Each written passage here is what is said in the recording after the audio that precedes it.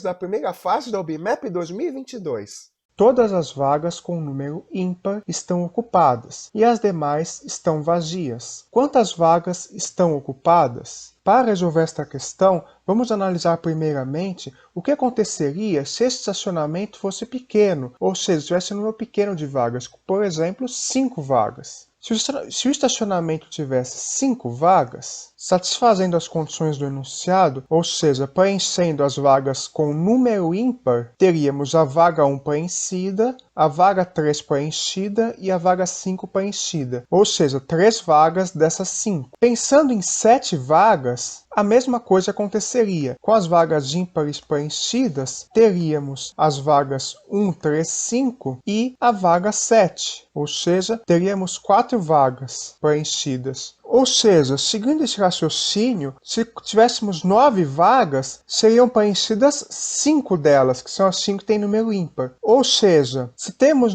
como o enunciado diz, 99 vagas, a cada 2 vagas, uma será preenchida. Como visto aqui, nesse caso inicial, a cada 2 vagas, uma é preenchida. E como temos um número ímpar de vagas, aqui no caso 99, a última vaga vai ser ocupada. Ou seja, metade das vagas anteriores vão ser ocupadas, mais esta última vaga. Ou seja, temos as vagas 1, 2, 3, 4 até 99. Isso quer dizer que metade das vagas de 1 a 98 serão ocupadas, metade das vagas serão ocupadas, e a vaga 99, como 99 é ímpar, também será ocupada. Ou seja, teremos aqui metade de 98 é 49, então temos metade de 98, mais esta última vaga do número 99 também ocupada. Ou seja, teremos 49 mais 1, que é 50. Ou seja, isso quer dizer que 50 vagas estão ocupadas. Isto corresponde exatamente ao que é fornecido na alternativa C, 50 vagas.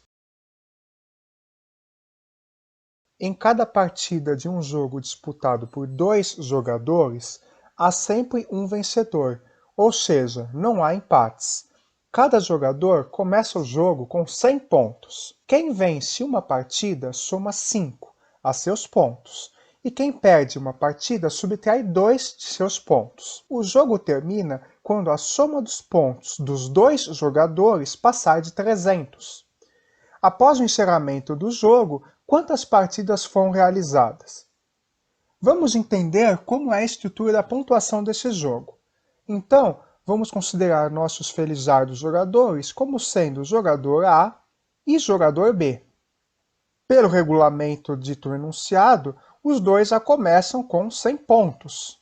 Então aqui já sabemos que a pontuação inicial deles vai ser pelo menos 100 pontos para cada um deles.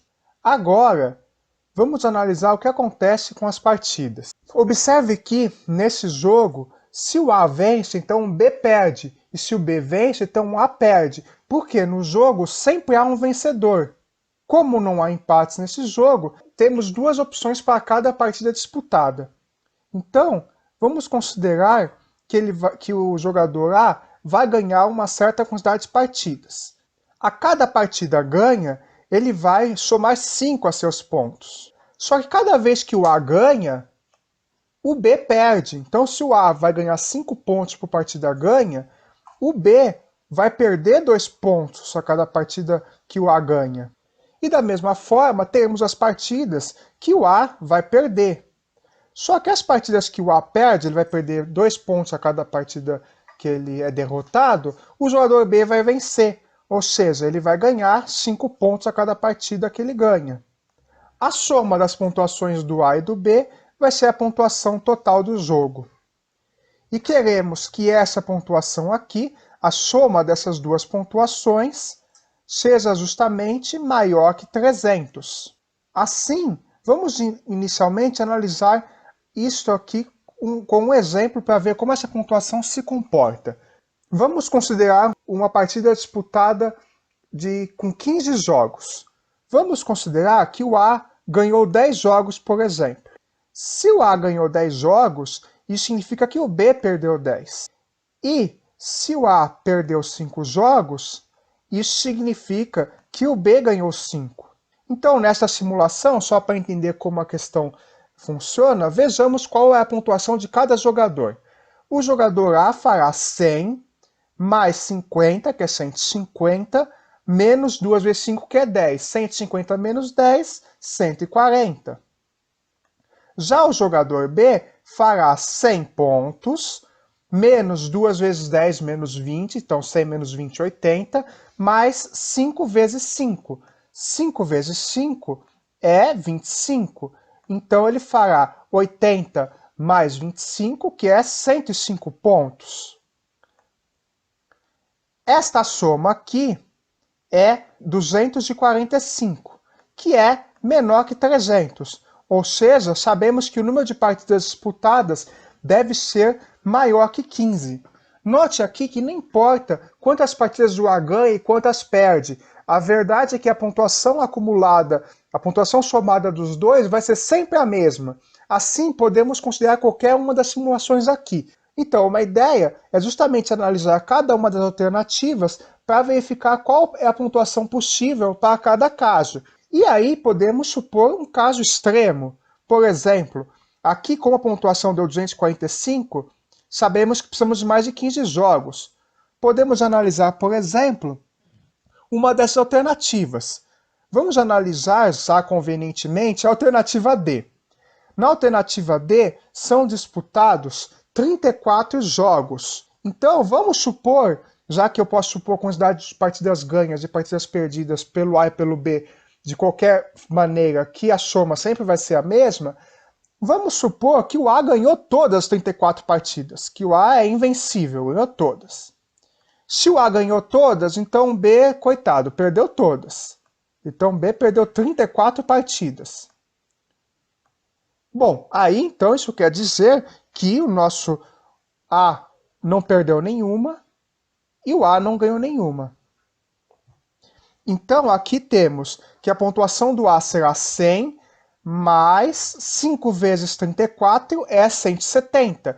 Então 100 mais 170 é 270. Já o jogador B, ele perdeu as 34, então a cada partida ele perdeu 2 pontos, então a pontuação dele foi 100 menos 2 vezes 34, 2 vezes 34 é 68, então 100 menos 68 é 32. Somando a pontuação do A e B, podemos obter aqui que a pontuação total vai ser exatamente, somando aqui, 0 mais 2 fica 2, 3 mais 7, 10, então isso aqui vai ficar 302 pontos. 302 é maior do que 300. Logo, o número de partidas pode ser 34. Se fizermos o cálculo com 33 partidas, veremos que a pontuação vai ser inferior a 300. Então, concluímos que, a partir de uma análise das alternativas, que a quantidade de partidas que foram realizadas nesse jogo foi 34, correspondente à alternativa D. Essa questão aqui também admite uma solução que utilize equações. Vamos supor que eu não sei quantas partidas o A ganhou e quantas ele perdeu. Vamos supor, então, que o jogador A ganhou exatamente G partidas. Se ele ganhou G partidas, partidas ganhas, então isso quer dizer que o B perdeu as partidas que o A ganhou. E se o nosso A perdeu D partidas, teve derrotas, o jogador B ganhou os jogos que o A perdeu. Ou seja, ele vai ganhar 5 vezes a pontuação de cada partida que o A foi derrotado. Queremos que esta soma seja maior que 300. Então, vamos somar aqui essas duas expressões. Teremos aqui 100 mais 100, 200. Aqui vamos ficar com 5G menos 2G, que é 3G. E aqui vamos ficar com 5D menos 2D, que é mais 3D. Isso aqui queremos que seja maior que 300. Ou seja, Isso significa, resolvendo a inequação formada, que 3G, podemos colocar o G e o D em evidência aqui, ou seja, 3G mais D, que o número de partidas que o A ganhou mais o número de partidas que o A perdeu é justamente o número de partidas disputadas. Isso aqui é maior que 300 menos 200, que é 100. Ou seja, isso significa que o número de partidas disputadas, que é o número de partidas que o A ganhou, mais o número de partidas que o A perdeu, tem que ser maior que 100 dividido por 3. E 100 dividido por 3 é justamente 33, alguma coisa. É 33, aproximadamente, 33,3, 33,3, quer dizer, periódica. Então, concluímos que o número mínimo de partidas que deve ser disputado para que a pontuação seja maior que 300 é G mais D maior que 33. Ou seja, o menor valor inteiro é G mais D igual a 34. Ou seja, chegamos à mesma conclusão. Foram disputadas 34 partidas. Assim, G mais D precisa ser 34. E concluímos a questão com essa solução um pouquinho mais algébrica, que utiliza a noção de equações e inequações.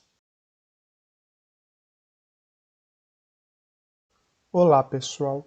Vamos resolver a seguinte questão da prova da primeira fase da UBMEP 2022 para o nível 2. Questão 3. Os símbolos empregados na escrita musical indicam a duração de cada nota em relação à semibreve.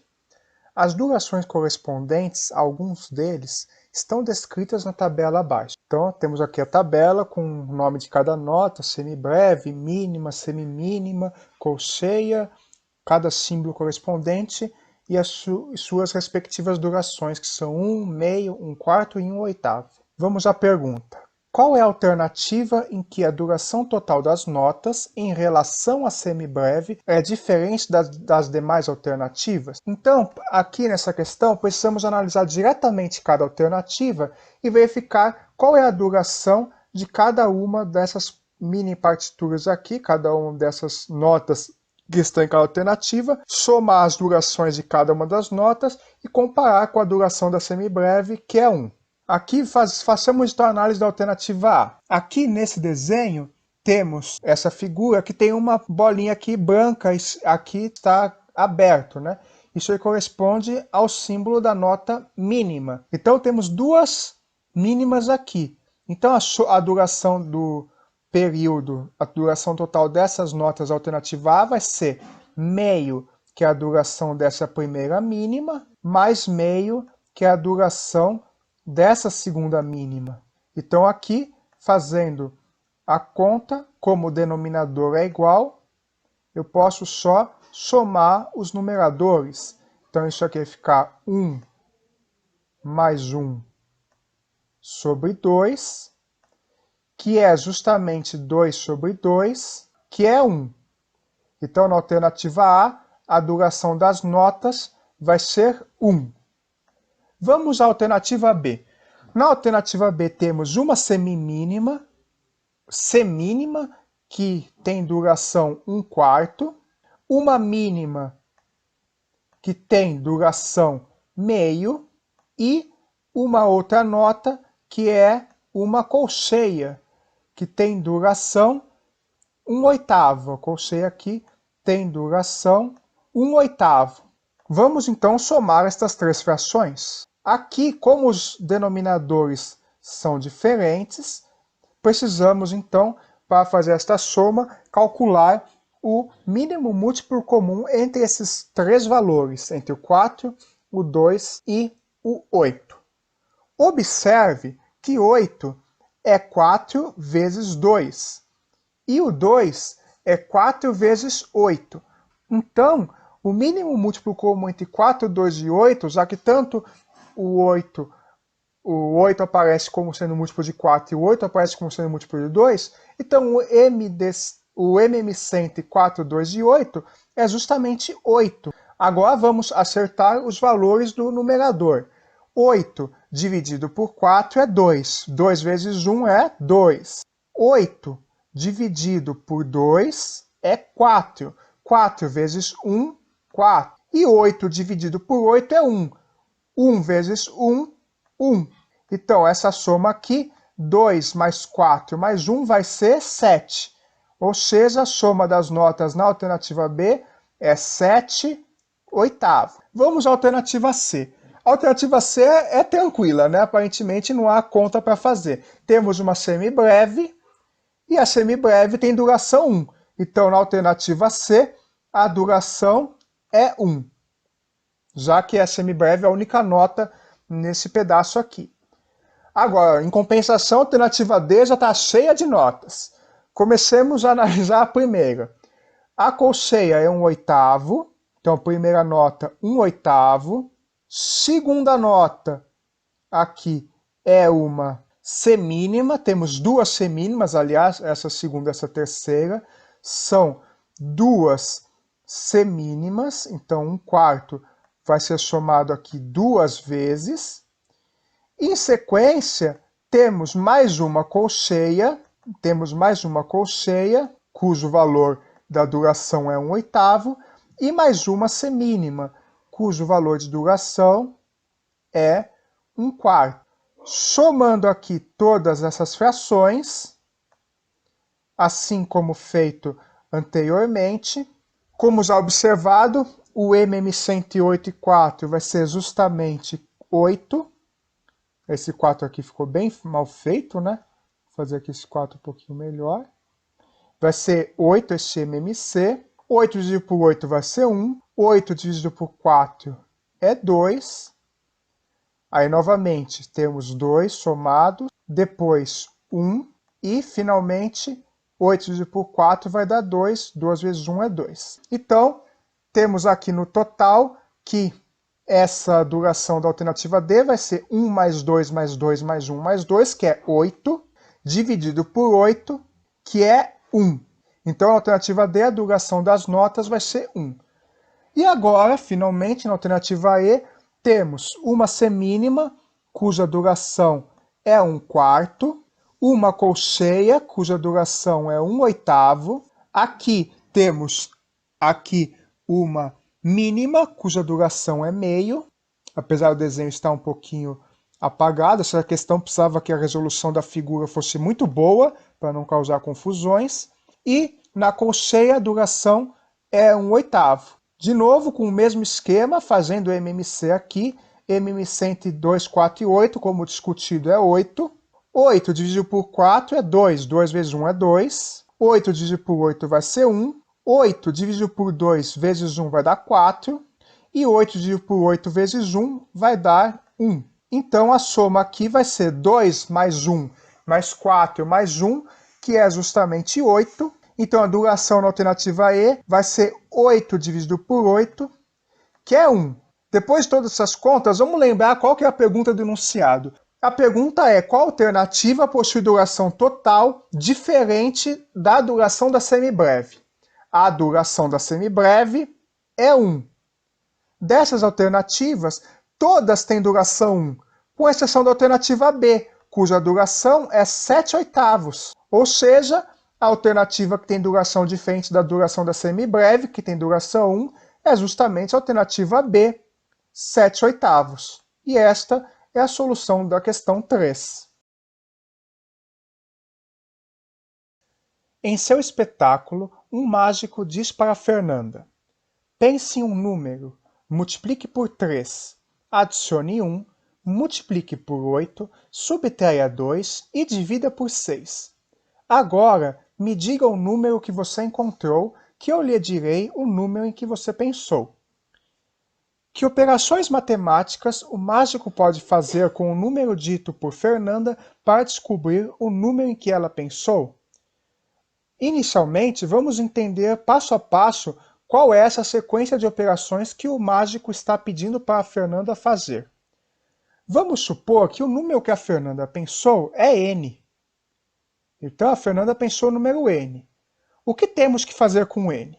Bom, a Fernanda pensou em n. ela precisa, primeiramente, multiplicar o n por 3. Então, vamos multiplicar o n por 3. N vezes 3 representaremos como sendo 3n. Em sequência, ele pede para que a Fernanda adicione 1. Vamos então adicionar 1 a esse número, 3n mais 1. Agora, ele pede para que a Fernanda multiplique esse número por 8. Então, vamos multiplicar 3n mais 1 por 8. Colocaremos aqui um parênteses apenas para ter a noção da ordem das operações. Então, 8 vezes 3n mais 1. Agora, o mágico quer que a Fernanda subtraia 2. Então, subtraímos 2 desse valor aqui. E, finalmente, a última operação que o mágico pede para a Fernanda fazer é dividir por 6. Então, dividamos esse valor aqui por 6. Então, a operação que o mágico pede para a Fernanda fazer, na verdade, corresponde a esta expressão numérica aqui. Para entender como os cálculos se relacionam ao n, qual é o valor resultante de toda essa quantidade de operações, vamos tentar simplificar esta expressão numérica que foi descrita no enunciado. Então, vamos resolver primeiro o que está dentro dos parênteses. Vamos multiplicar o 8, fazendo a propriedade distributiva, multiplicar o 8 pelo 3n e o 8 pelo 1. Então, isso aqui vai ficar 8 vezes 3n, 24n. 8 vezes 1 é 8. Então, isso aqui fica 24n mais 8.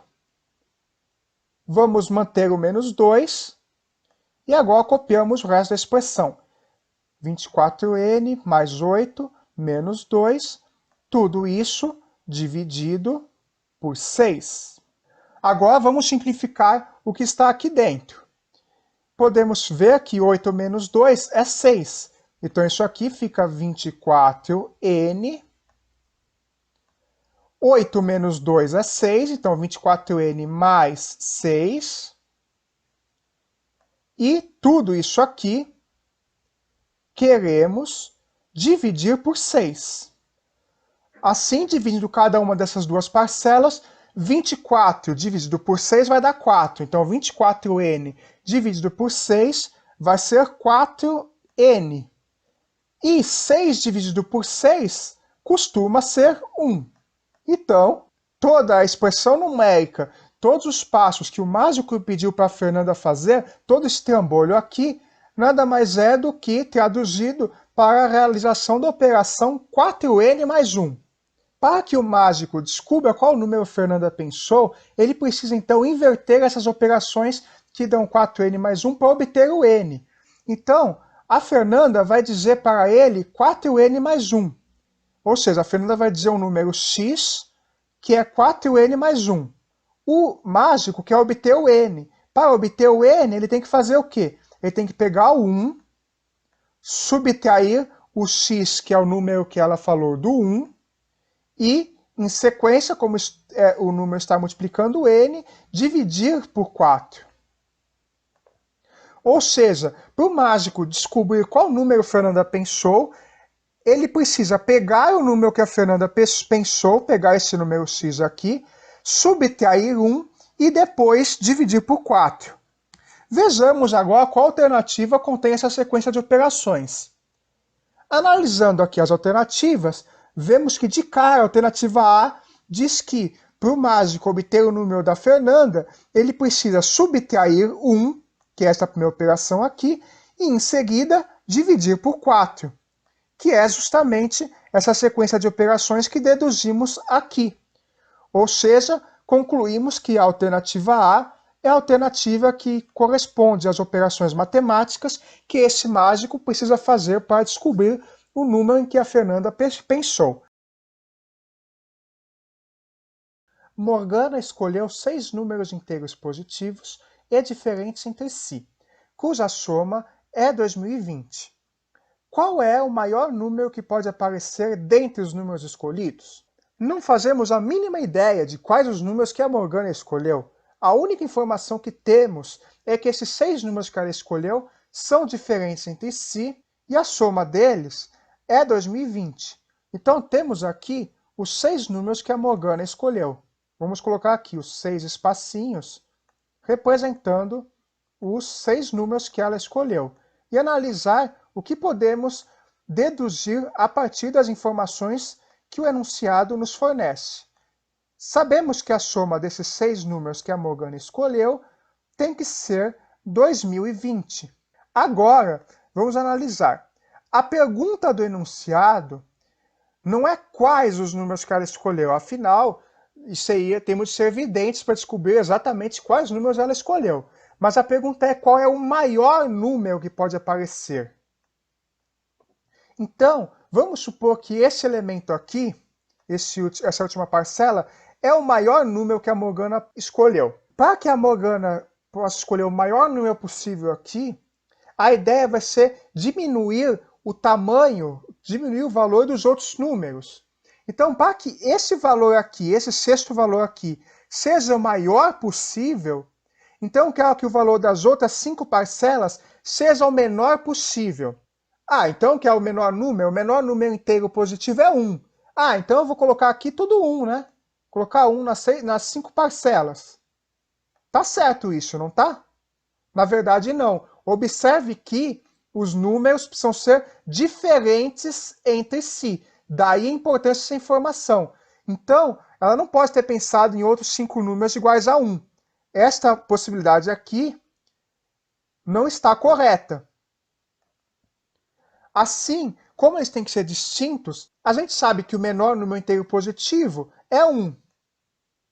Como eu não posso escolher 1 para as outras parcelas, vamos escolher o menor número que é maior que 1.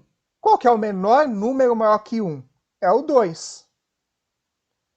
Pensando da mesma forma, então temos aqui que ela pode ter colocado o 3, o 4 e o 5, já que eles precisam ser distintos.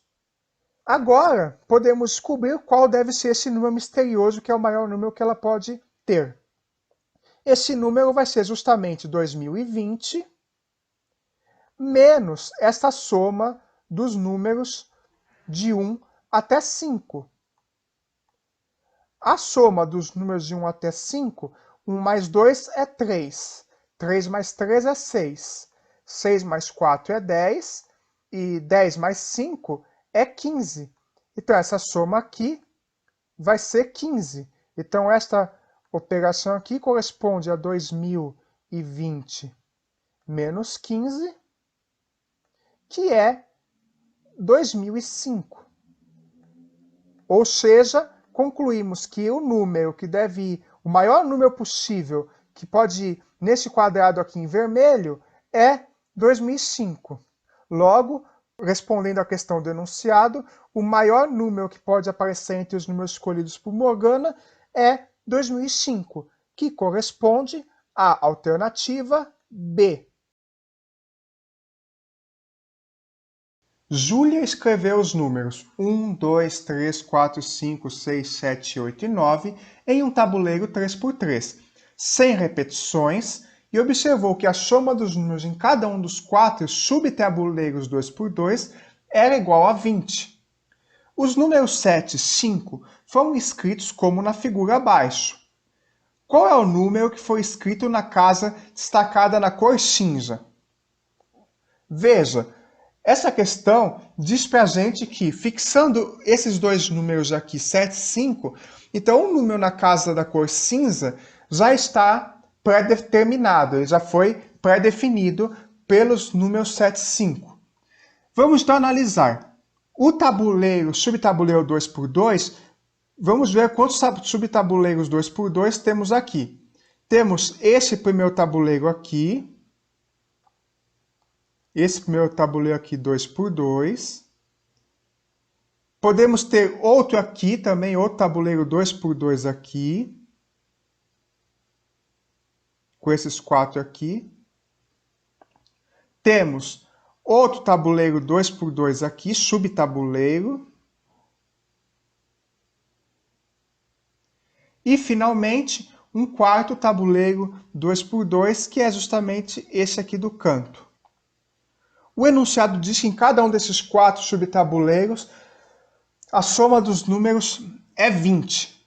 Então, vamos analisar aqui o que acontece em cada um. Note que temos 4 casas no tabuleiro grande que são compartilhados por 2 subtabuleiros. São essas casas aqui. Essa e essa. Elas são compartilhadas por 2 subtabuleiros. E a casa central, que é o 5, é compartilhada pelos 4 subtabuleiros. Então vejamos aqui. A soma dos números no subtabuleiro vermelho tem que ser 12.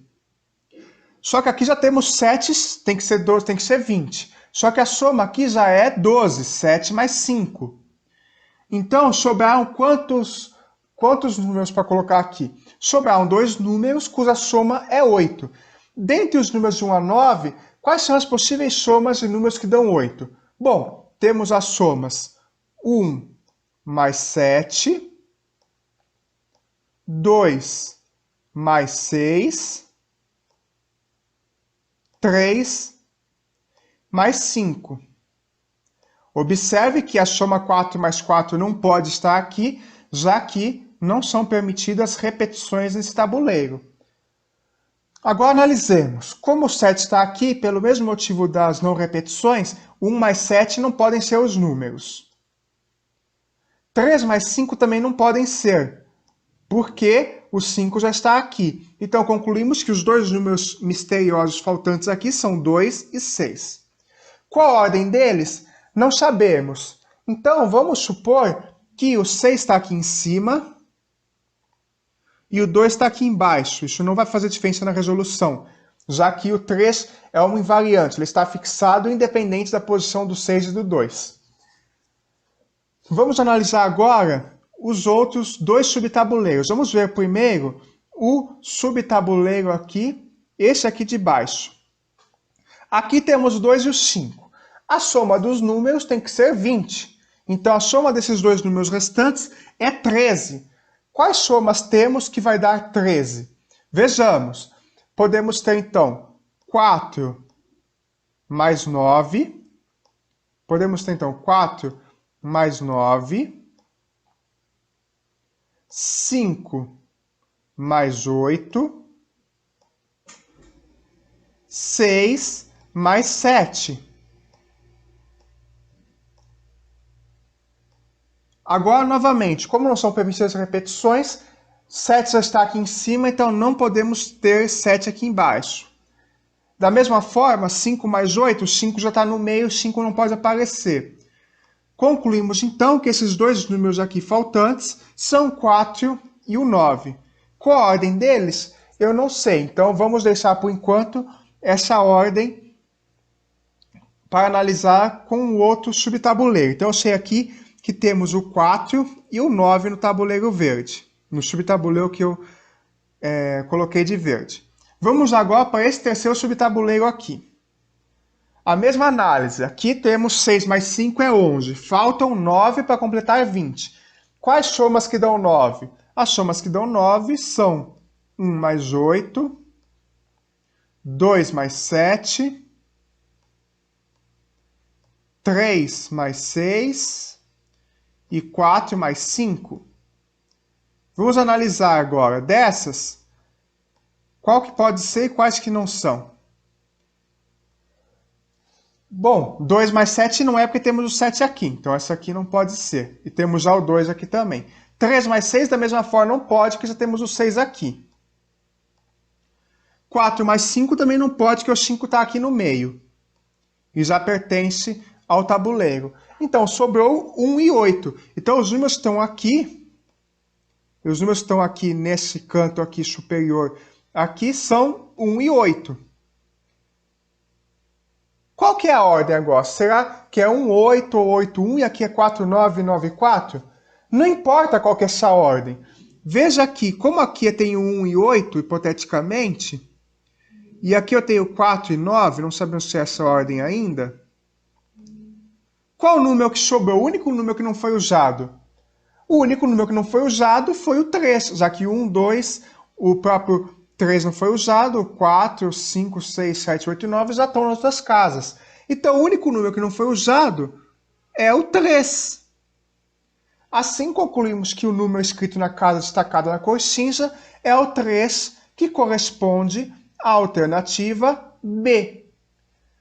Apenas de curiosidade, podemos completar o tabuleiro também, apesar de essa posição do 1, 8 e do 9, 4, a priori, não estar bem determinada. Por quê? A soma desse tabuleiro do canto tem que ser 20. Sabemos que os 5 e 3 somam 8. Então, esses dois números que sobraram tem que somar 12. Então, observe que para somar 12, a única opção aqui é que temos aqui 8 e aqui 4. Então, aqui tem que ser 8, e, consequentemente, aqui tem que ser 1. E aqui tem que ser 4, e, consequentemente, aqui tem que ser 9. E temos aqui o tabuleiro completo. Note que a única coisa que pode alterar nesse tabuleiro são o 2 e o 6. Se eu inverter o 2 com o 6, o tabuleiro vai ser transladado. Aí o 9 vai aqui para cima, o 4 vai para cá, e o 8 e o 1 vão para cá. Só que o 3 permanece na mesma posição. Então, por isso que o 3 vai ser sempre o número que vai estar escrito nessa casa destacada na cor cinza. Essa análise finaliza a solução desta questão. Uma folha de papel retangular ABCD de 10 cm por 20 cm tem uma face colorida e o verso branco. Foram feitas duas dobras nessa folha, levando-se os pontos A e C sobre a diagonal BD, de modo que as dobras ficaram paralelas a essa diagonal, como mostrado na figura abaixo. Então aqui temos a figura com o retângulo ABCD e as dobras feitas se transformaram nesta figura aqui do lado. Qual é a área da região colorida que fica visível após as dobras? Vejamos aqui como as dobras foram feitas. Ao realizar a dobra de modo que o ponto A e o ponto C vão dentro dessa diagonal, vejamos aqui na segunda figura. Temos aqui a diagonal, o ponto A e o ponto C aqui. Veja que da maneira que o papel foi dobrado, esse ponto de dobra aqui, para que o ponto C fica na diagonal DB, é justamente o ponto médio do segmento BC. E da mesma forma, aqui a intersecção dessa dobra com o segmento AD vai ser o ponto médio. E, analogamente, no ponto AB também temos aqui o ponto médio, no ponto DC temos aqui o ponto médio. Então vamos pegar esta figura aqui após as dobras feitas e comparar com a figura anterior. Como discutido, se esse é o ponto médio do segmento DC, e sabemos que o papel retangular tem medidas 10 cm por 20, isso significa que suas medidas, a medida A e D e BC mede 10 cm, e as medidas AB e CD medem 20 centímetros. Logo, sendo isso aqui o ponto médio, nessa figura aqui do lado, esses dois pontos aqui também são pontos médios de segmento. Vamos preencher aqui o retângulo completamente. O retângulo original aqui está em preto. E sabemos que esses pontos aqui vão ser pontos médios de cada um de seus segmentos. Assim, temos que esse pedacinho aqui mede 10 centímetros. Esse outro pedacinho aqui mede 10 centímetros também.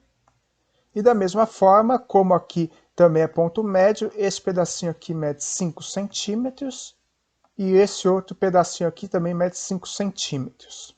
A pergunta do enunciado é qual que é a área da região colorida que fica visível após as dobras. Esta área corresponde a essa região pintada em verde aqui. Note que essa área verde é a área do retângulo que eu tinha inicialmente, menos a área dessas dobras aqui, dessa parte branca. E essa parte branca, vendo por essa figura aqui, ela é composta por 4 triângulos, pois cada dobra tira esse triângulo 2 vezes.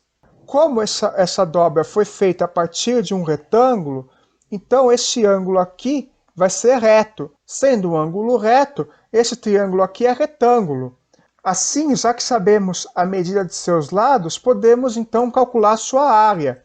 E aí, qual que será a área verde? A área verde vai ser a diferença entre a área total do retângulo menos 4 vezes a área desse triângulo branco. essa área do triângulo branco. Para calcular a área do triângulo, fazemos base vezes a altura dividido por 2. Então, aqui no caso, a base vai ser 10, a altura vai ser 5. Então, 10 vezes 5 dividido por 2, que é 25. E a área original do retângulo, a área do retângulo é o produto dos comprimentos de seus lados. Ou seja, essa área vai ser 10 vezes 20, que é 200 centímetros quadrados. Logo, a área que ficou em verde vai ser justamente 200 centímetros quadrados menos 4 vezes a área desse triângulo branco que foi criado pela dobra. Como a área de cada triângulo é 25, isso aqui é 200 menos 4 vezes 25, que é 200 menos 100, e 200 menos 100 é 100. Concluímos, portanto, que a área da região colorida que fica visível é de 100 centímetros quadrados, correspondente à alternativa D.